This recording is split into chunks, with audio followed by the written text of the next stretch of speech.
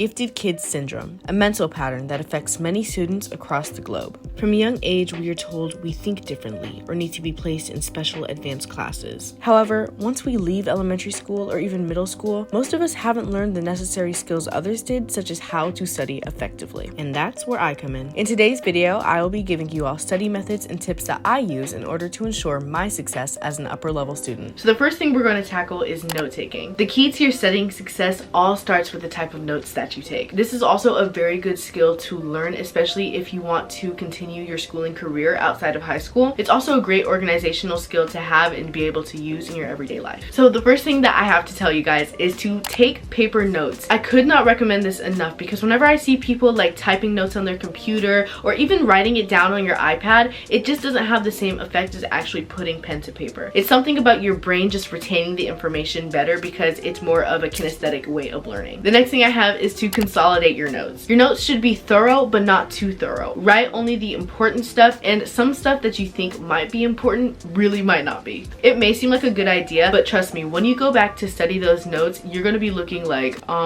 your brain is just going to get so overwhelmed because there is so much to look at and it won't be able to break down or retain any of the information. A really big tip that I have, especially for those like AP history classes or just any AP class where there's a lot of coursework and a lot of writing down notes and just a lot of material to cover, is to find video versions of whatever you're learning. For me right now, I'm in AP World History and I love watching Heimler videos. His videos are broken down by unit and lesson, which is helpful because I can stay on track with whatever pages my class is reading. I love Heimler videos because he takes everything from the textbook and puts it into one like 5 to 10 minute long video, and the video is actually entertaining. It has graphics and it's something that my brain can look at and really like kind of put two and two together, if that makes sense. I'm a visual learner and you'll learn more about like how I learned, if that makes sense, and I implement that a lot into my notes. When I take notes from Heimler or just any notes from a video, I like to turn on my closed caption so that it's easier to follow along. We're going to tackle breaking down your notes. This is how I take my notes. Whenever I take my notes, I use 4 writing utensils: highlighter, a blue ink pen, and then 2 colored ink pens. Usually I color code my lessons. I don't really like any 2 lessons in the same unit to be the same color. First thing,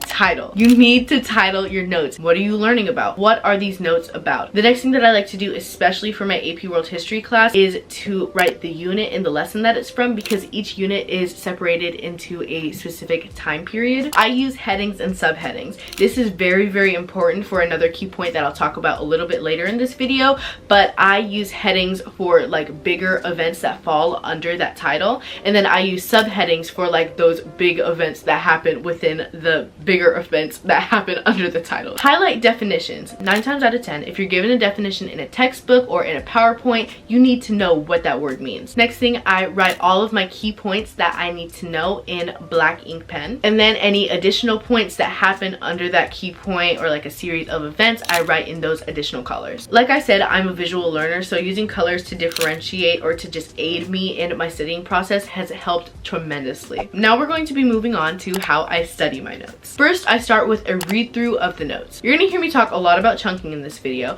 but whenever I am studying my notes, I like to break them up by lesson, especially if it's a more cumulative test. But then I go even further by breaking it up in sections by the heading. This is why the headings are very important. Whenever you're doing your first read through, read your notes out loud. This also helps a lot with how much your brain retains. This next term I kind of coined myself, and it's called storyteller notes. This is speaking your notes out loud as if you're teaching them to someone else. Try to explain them without looking at the paper. If you do end up looking at the paper, pause, then really drill it to make sure that you have it in your head, then start from a further point than when you stop talking. This is like the musicianship in me, but this is very similar to how most musicians practice. Whenever we're practicing and we get stuck on a specific part, we stop, we play that part a couple of times, then go back a couple measures, and then try to integrate it back into the song. You heard me talk about drilling, so let's talk about that a little bit. Drilling is basically when you're making connections to each heading or section of your notes. So let me give you like a little example. If you forget that the Irish potato famine led to more migrants to America, you would say, okay, potato famine, America, America, potato famine, United States, Ellis Island, potato famine. You just try to keep making those connections in your brain so that it really sticks. And then you go back a couple and talk about like, I don't know, like British conquest or something like that. And then you continue. For math and some science tests, all it is really just practice. If you're not doing your homework or you're getting the answers from someone else, you're really doing yourself a disservice. A few days before before the test, if there's anything in particular that I'm really struggling on, I will practice it. I'll redo some of the examples that were given to me in a review packet or review worksheet or whatever I have, and I'll keep doing it until I get the right answer. And if I still don't get it, I usually go on Google and look for some more problems. For people who just need things broken down to them more, they're not understanding what's being taught in class, Khan Academy is fantastic. It really helps with breaking down the material, and they also have little practices integrated into each lesson. Also, while you're solving, you want to narrate everything you're doing. Don't do it in your head, do it out loud. You might seem like a crazy person, but be like, okay, carry the 2. Okay, divide this by y, and then just keep like repeating those steps to yourself so that it can really stick in your brain, so that when you're taking your test you don't freeze up. Now we're going to tackle time management. This is the most important skill that you need to have. Number 1, give the time that you're given to work on an assignment. What I mean by this is that if you're given 7 days notice before a test, use those 7 days to study for that test. And it literally doesn't even have to be that long. Let's say you got like 3 or 4 days notice before you have a test. All you have to do is just take 20 to 30 minutes out of your day to just really just look over the material. Like I said, chunk it up. Let's say you have 5 days before the test, but really like only 4 days to prepare, and you have 4 lessons that are being covered. You can be like, okay, on Monday I'm gonna do lesson 1, Tuesday I'm gonna do lesson 2, and so on and so forth. And you only have to study it for like 20 to 30 minutes. That's all you need. And if you're really in a time crunch and procrastination got the best of you, here's how to study smart, not hard. Study wide, not deep. What I mean by this is to only familiarize yourself with the topics. Don't go too in depth with them because you've already learned them once before. This goes hand in hand with my headings and subheadings, guys.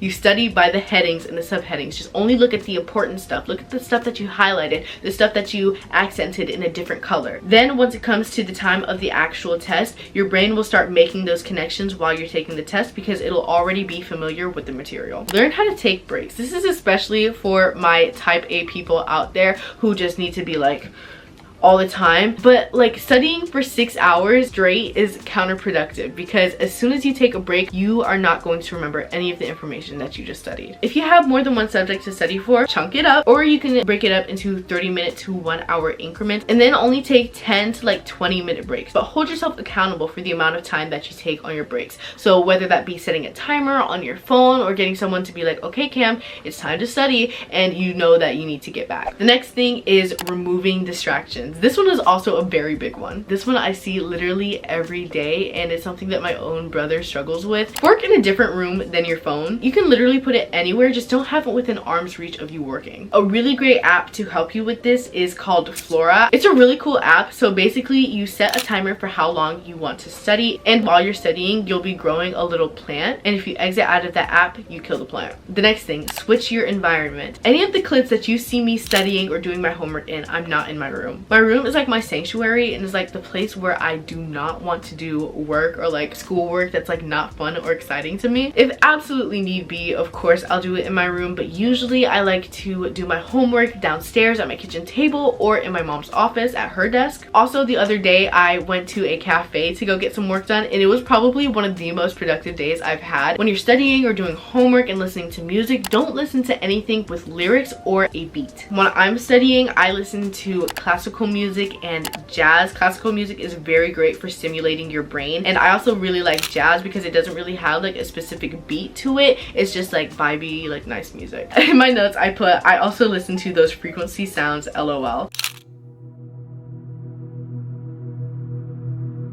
The last topic that I have to cover is organization. I mentioned this in a couple of my videos, but I have 2 planning systems. I have an online planner, which I use for planning more things in advance, and then I have a paper planner, which is more useful for planning my day-to-day and also writing down my to-dos. It's really helpful to write down your to-dos instead of typing them in your notes app or just typing them in general, because I found that when I used my online planner to write down my to-dos, I would still forget what I needed to do, but with my paper planner, I can be like, oh yeah, I remember writing that down. Oh yeah, I remember writing that down. And then it'll help me remember everything that I need to get done a lot easier. And then I go the extra mile by color coding my to-dos based on the school subject or just what they pertain to in my life in general. Next thing, get something or someone to hold you accountable. If you struggle with procrastination or just struggling with motivation, have like a study buddy or have a study group and find a time to meet, maybe like once a week or, you know, a specific time each day. So let's say you all FaceTime at like 6:30 and you all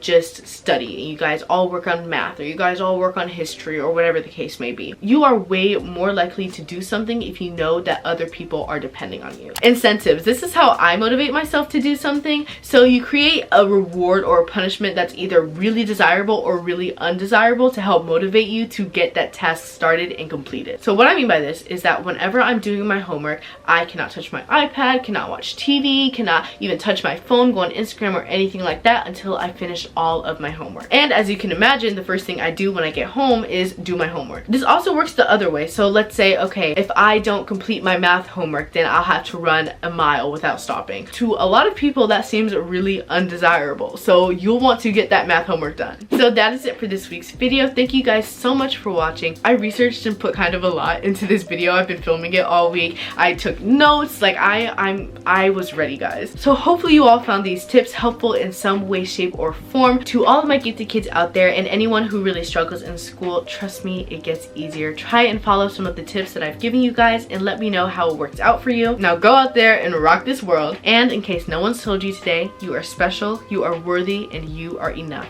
I love you. Hugs.